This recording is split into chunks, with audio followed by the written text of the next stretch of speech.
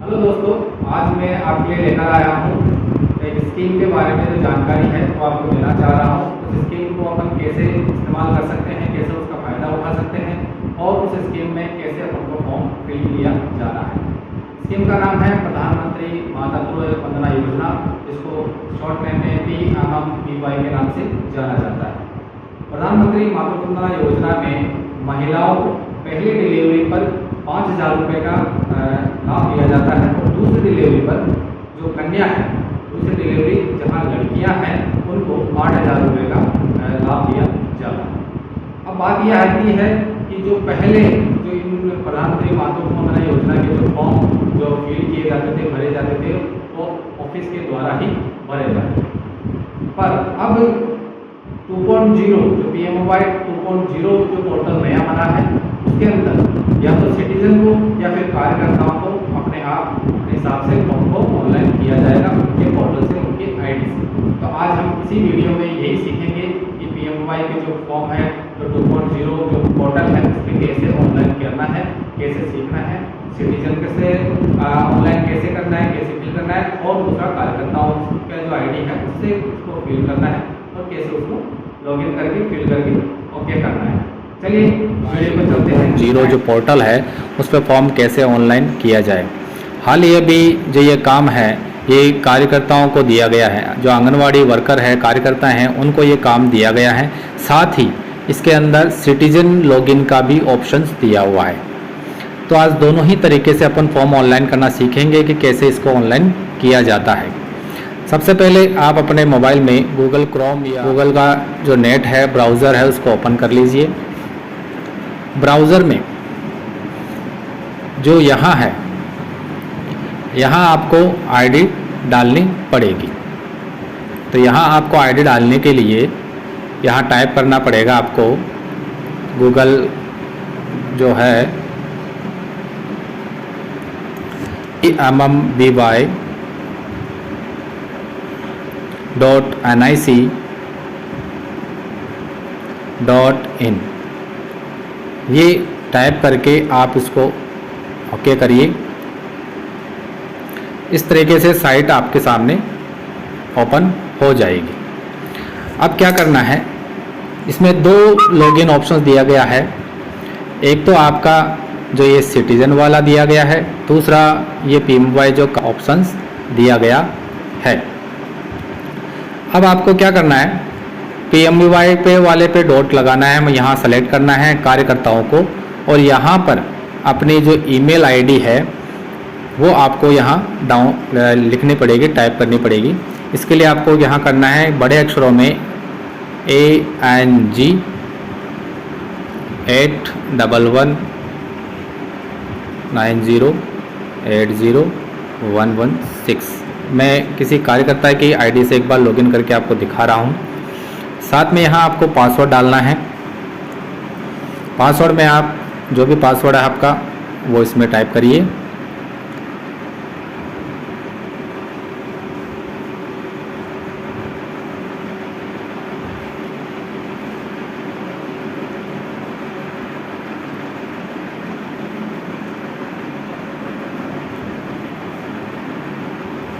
Password डालने के बाद इसको नीचे करिए। यहाँ जो ये कैप्चा दिख रहा है आपको रेड कलर में, इसके नीचे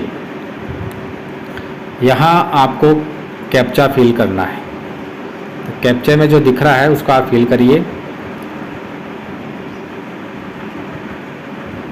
वीडियो को स्किप ना करें, इसको ध्यान से देखें और कैसे फॉर्म को फिल किया जा रहा है इसको अच्छे तरीके से सीखें। अगर आपने स्किप किया तो कुछ महत्वपूर्ण जानकारी आपसे मिस हो सकती है, इसलिए आप लगातार वीडियो को बने रहें। ये जो PMMBY की जो साइट है, इसका डैशबोर्ड है या होम पेज है, वो इस तरीके का होगा। उसके बाद आपको क्या करना है, यहाँ जो 3 लाइनें दे रखी है, यहाँ जो 3 लाइनें दे रखी है, यहाँ पे आपको टिक करना है यहाँ। और उसके बाद जो सबसे पहले होम का ऑप्शंस है यहाँ, उसके बाद डाटा एंट्री का है, फिर सर्च बेनिफिशरी है, उसके बाद रिपोर्ट है, और चौथा ये 5वां हेल्प का है। तो आपको कहीं नहीं जाना, आपको सबसे पहले होम पेज पे जाना है, या होम पेज के जो नीचे डाटा एंट्री का ऑप्शंस दे रखा है इसके अंदर जाना है। इसके अंदर जाने के लिए आपको यहाँ खोलना है इसको। अगर नई बेनिफिशियरी का आप रजिस्ट्रेशन कर रहे हैं तो सबसे पहले जो बेनिफिशियरी लिखा का है यहाँ पे बेनिफिशियरी रजिस्ट्रेशन, यहाँ पे आपको क्लिक करना है। इसके बाद इसको खोलिए। क्लिक करने के बाद तो आपके सामने इस तरीके का मोबाइल पे जो है सामने स्क्रीन दिखाई देगी। इसके अंदर आपको देखना है कि क्या क्या फिल करना है, किस तरीके से करना है। तो सबसे पहले आप ऊपर आ जाइए। यहाँ जो आपका लिखा हुआ है जो it beneficiary employ central government, state government या पीवीसी, जो बेनिफिशियरी है जो गवर्नमेंट एम्प्लॉय है या सरकारी नौकरी में है या नहीं है, इसके लिए यहाँ पे यस और नो पे आपको टिक करना है। यहाँ पे यस या नो पे टिक करना है अगर वो गवर्नमेंट जॉब है या नहीं है इसके लिए। उसके बाद आपको नीचे लिखा है अप्लाइंग फॉर फर्स्ट चाइल्ड या सेकंड चाइल्ड का आप फॉर्म पहले जो बच्चे का जन्म हुआ उसके लिए भर रहे हैं या दूसरी डिलीवरी के लिए फॉर्म फिल कर रहे हैं, वो ऑप्शंस यहाँ पे आएगा। फर्स्ट का, दूसरा यहाँ पे आएगा। इसके बाद आपको नीचे चलना है का नंबर ऑफ हैविंग चिल्ड्रन। इसके बाद यहाँ पे जो आपको दे रखा है ये नंबर ऑफ लिविंग चिल्ड्रन, इसको आपको ओपन करना है। और जो पहला एक बच्चा है, दो है, वो आपको यहाँ फिल करना है सेलेक्ट करके। जैसे मैंने यहाँ मान लीजिए मैंने सेलेक्ट किया, एक पे टिक कर दिया तो यहाँ बच्चा आ जाएगा आपका एक। नंबर ऑफ, इसको खोल करके आप एक पे टिक लगा दीजिए। एक मिनट थोड़ा सा, जैसे मैंने ये खोला मैंने ये एक पे टिक लगा दिया, ये एक आ गया है। इसके बाद इसके नीचे अपन आया है कि does the beneficiary have Aadhaar card, क्या बेनिफिशियरी के पास आधार कार्ड अवेलेबल है, तो उसके लिए यस और नो दोनों में से आपको एक फिल करना है। अगर उसके पास आधार कार्ड है तो यस दबाइए, यस पे क्लिक करना है, और नहीं है तो नो पे क्लिक करना है। अगर आधार कार्ड है तो यस पे लगाने के बाद उसके नीचे उसके फिर यहाँ उसका जो आधार कार्ड में नाम है, जो स्पेलिंग्स है वो सेम आपको यहाँ इस नेम में डालनी होगी। उसके लिए करना है क्या है, इसको यहाँ क्लिक करना है और यहाँ पे आपको जो भी उसके आधार कार्ड में नाम है वो यहाँ पे टाइप कर देना है। वो भी सेम जो आधार कार्ड में है वही आपको टाइप करना है। इसके नीचे चलेंगे तो यहाँ जो आधार नंबर के लिए पूछ रहा है, यहाँ पे आपको उसमें आधार नंबर डालना है उसका। उसके बाद इसके नीचे जो यहाँ है डेट ऑफ बर्थ, यहाँ उसकी डेट ऑफ बर्थ डालनी है बच्चे की। यहाँ एज डालनी है। जो ये है आधार नंबर डालने के बाद ही में अपने आप वैसे आ जाएंगे, अगर नहीं आता है तो यहाँ पे आपको उसमें डालना है। फिर कैटेगरी आ गई कि लाभार्थी कैटेगरी कौन सी है, जनरल है, जो अदर में आएंगे, बाकी SC के लिए यहाँ आपको टिक करना है दोनों में से कौन सा फिल होगा। उसके बाद यहाँ लाभार्थी का जो है मोबाइल नंबर डालना है। लाभार्थी का जो मोबाइल नंबर है चालू, वो आपको यहाँ डालने हैं। इसके बाद इसके नीचे आएंगे तो यहाँ जो इस चीज़ का ले रखा है कि सेलेक्ट डॉक्यूमेंट, यहाँ कि आप आधार कार्ड के अलावा उसके पास और कोई डॉक्यूमेंट है, जैसे पहचान पत्र है, वो चीज़ें हैं, वो आपको यहाँ डालनी है। वो सेलेक्ट करना है पहले से कौन सा डॉक्यूमेंट है। उसके बाद आपको यहाँ उसका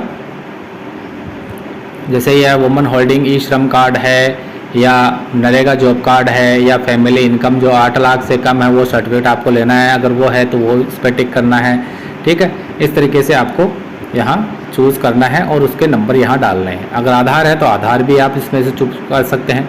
नरेगा जॉब कार्ड है तो उसके नंबर डाल सकते हैं। ई श्रम कार्ड है तो वो लेकर उसका नंबर डाल सकते हैं।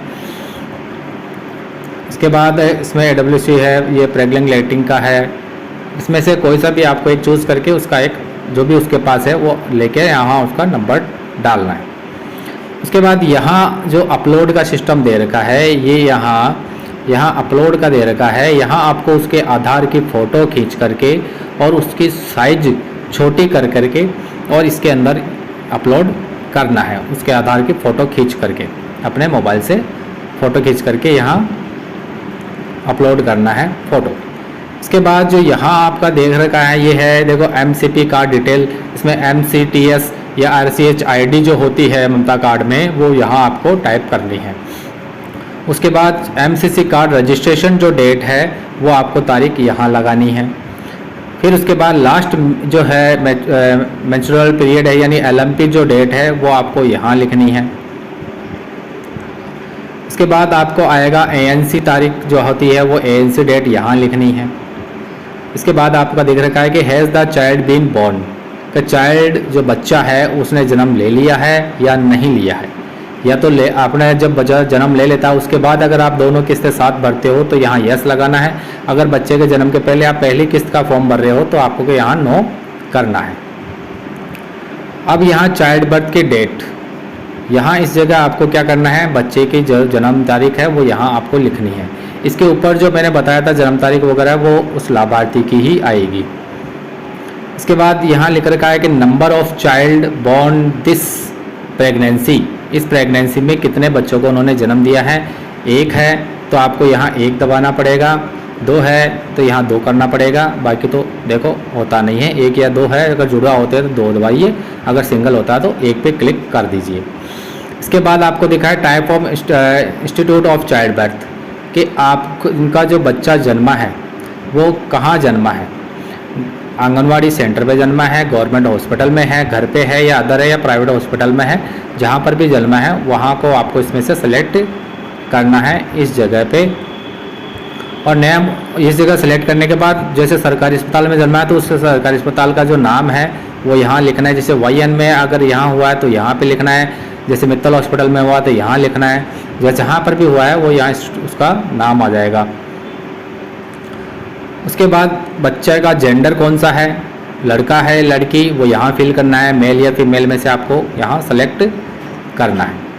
अब आता है कि आपका जो आंगनवाड़ी केंद्र है वो रूरल में आता है या अर्बन में आता है, वो यहाँ आपको टिक करना है। रूरल में मतलब ग्रामीण एरिया में आता है तो यहाँ, और शहरी क्षेत्र में आता है तो यहाँ पे आपको टिक करना है। उसके बाद इसके नीचे आपका एड्रेस के लिए लिखा हुआ है कि उसका एड्रेस यहाँ आएगा। बाकी चीज़ें ऐसी किसी यथावत रहेगी। आपका गांव का जो नाम है वो यहाँ पे आएगा, पिन कोड नंबर उसके यहाँ आएंगे, और आपका जो केंद्र जो है वो केंद्र के अपने आप ही इसमें रजिस्टर्ड होगा। फिर आता है उसके बाद कि बैंक या पोस्ट ऑफिस में जहाँ उसका खाता है वो उसको आपको यहाँ फिल करना है। जैसे IFSC कोड बैंक की डायरी में से या लाभार्थी से पूछ करके बैंक के डायरी में लिखा लो, अगर उसमें नहीं है कि कौन सी बैंक है, उस बैंक का IFSC कोड क्या है वो आपको यहाँ लिखना है अच्छी तरीके से। जो बड़े अक्षर हैं वो बड़े कैपिटल में लिखना है, बाकी नंबर्स और नंबर्स में लिखना है। उसकी ब्रांच का नाम है वो यहाँ आ जाएगा, उसके बैंक का नाम है वो आपको यहाँ लिखना है, और जो उसके अकाउंट नंबर है वो आपको यहाँ टाइप करने हैं। उसके बाद आपको नीचे 2 चीज़ें दिखेगी, सबमिट का और कैंसिल का। अगर आपने पूरी चीज़ें अच्छी तरीके से फिल कर दी है तो उसके बाद आपको सबमिट के ऑप्शंस पे टिक करना है। इस पे यहाँ टिक करने के बाद ये आपको एक वापस विंडो दिखाएगा जिसमें आपको नॉर्मली चेक करना है कि मैंने फॉर्म पूरा सही फिल किया है या नहीं किया है। अगर वो आप चेक करने के बाद आपको संतुष्टि हो जाती है कि मैंने सारा चीज़ें डिटेल सही भरी है तो उसके बाद उसको भी आगे ओके कर देना है। इस तरीके से आपका ये फॉर्म जो है वो आपका फिल हो जाएगा। ध्यान रहें कि नाम आधार लाभार्थी का जो है आधार में जो सेम नाम है वही आपको नाम इसके अंदर फिल करना है, और साथ ही जो यहाँ डॉक्यूमेंट अपलोड करने हैं इस जगह पे वो भी आपको आधार की फ़ोटो खींच करके उसको छोटा करके यहाँ आपको डॉक्यूमेंट फिल करना है।